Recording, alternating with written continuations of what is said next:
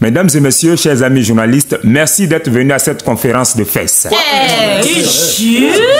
Cette conférence pressée, que dis-je? Cette conférence de presse, comprenez, c'est la discrétion. L'émotion, autant pour moi, l'émotion, autant pour moi.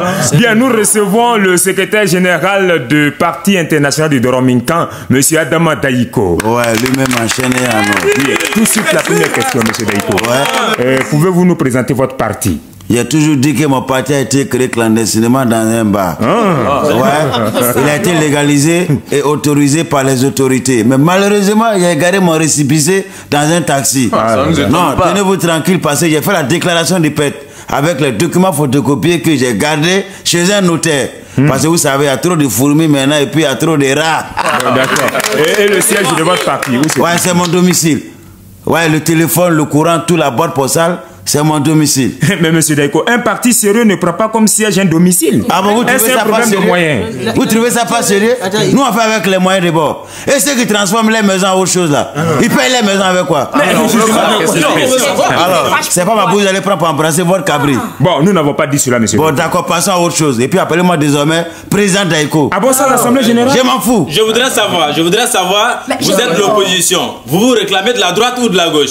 Attends, tu m'informes ou bien tu me renseignes? C'est une question. Parce que tout parti politique qui n'est pas encore au pouvoir ne peut pas être droitier. Il est gaucher politique.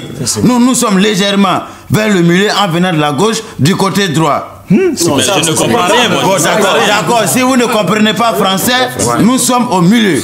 Nous donnons dos à l'opposition et nous regardons vers la droite où se trouve le pouvoir que nous allons prendre bientôt par la force des unes. Dieu aime la vérité. Il y a un journal de la place qui ne parle de vous qu'en bien dans toutes ses parutions. Ah non, ça c'est pas une question. Ça c'est une remarque. Parce que c'est la publicité qui fait vivre un journal.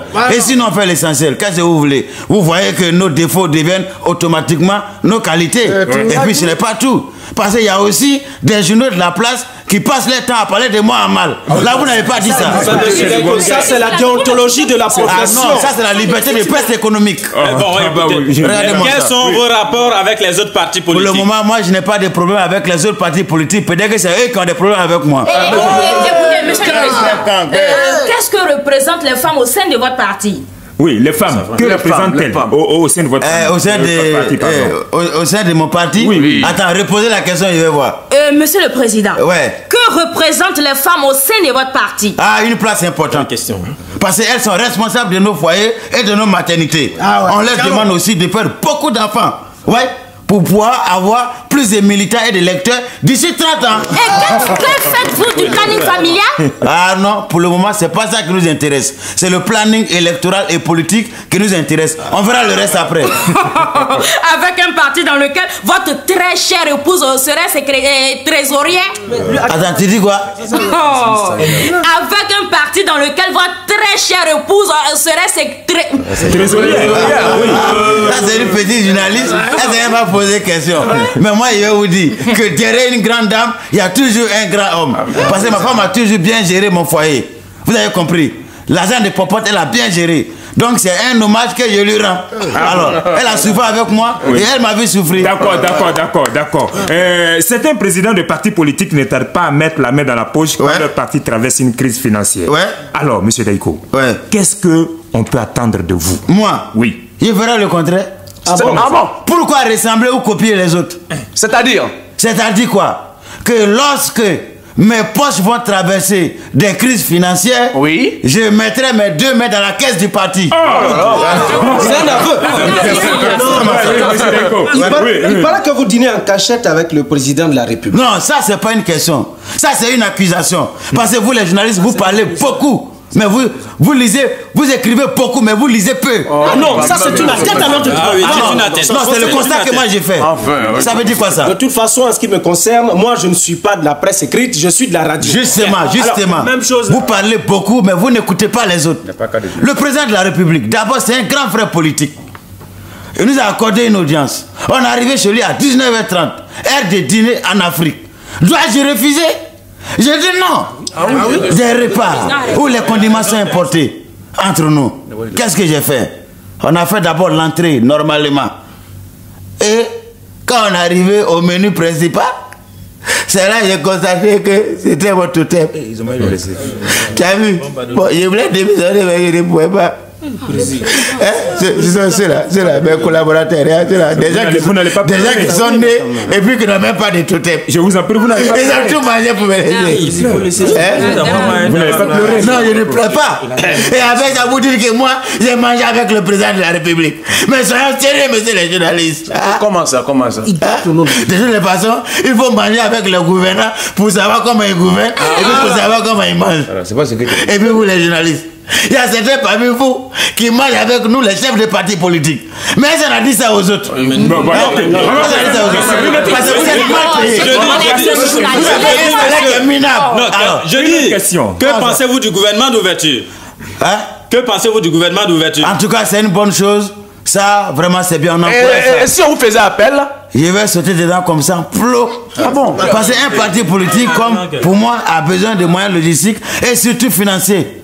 Alors, donc nous, on peut se servir à tous les postes. Pardon, on peut servir à tous les postes. Imaginez-vous un instant, les bonnes d'essence, le téléphone de l'État qu'on va utiliser n'importe comment, les voitures, on va rouler même les journaux ouvrables, un budget qu'on va gérer, ça rend compte. Monsieur Daïko, on va arrêter la jouissance. On va arrêter la jouissance, monsieur Daïko. Dites-nous, quel est votre objectif premier? Nous, on veut gouverner ce pays pour que chaque fils puisse bénéficier des retombées économiques. Ceux qui mangent doivent travailler et ceux qui travaillent doivent manger normalement. Je voudrais savoir, Monsieur Daïko, il semble que votre parti a composé en majorité des membres de votre famille. Ça, si on le sait. Ah ouais, ça c'est vrai. Ça c'est pas nouveau, ça c'est partout, c'est comme ça. Parce que ma famille c'est mon premier citoyen. Ouais. Ah bon? Ouais. Mais qui sont vos membres alors? Ah mais c'est vous, c'est eux, c'est tout le monde. Oui, mais nous qui? Mais vous? Parce que d'abord, on habitait tous le même quartier. Et comme le quartier est devenu petit, il y en a qui sont partis habiter au quartier front et d'autres au quartier sociaux. Et les autres se sont rassemblés dans la République. Donc c'est tout cela que moi j'ai récupéré pour créer mon parti. C'est un coup de jeu. Alors, vous voulez quoi? Bon, écoutez, nous sommes pris par le temps. Nous allons poser la dernière question, monsieur. Ah, c'est fini. La question? Oui, la dernière question. Quelle question? Seriez-vous candidat aux prochaines élections? Oui. C'est la question que tu devais poser d'abord. Je serai candidat du peuple. Piaou, quel que soit le barrage. Je vous en prie. Passez-moi votre mouchoir. Bon, ça va, j'ai ma cravate qui est là.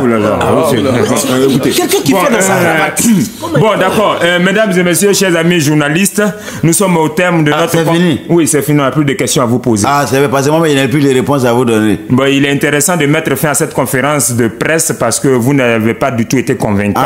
Oui. C'est bien ça. Voilà. Le TP. Pardon, plus de questions. Le transport. Le transport des journalistes. Monsieur le Président, le transport des journalistes. Regardez-moi ça. Quand je vous dis que vous êtes mal payé, vous ne me croyez pas.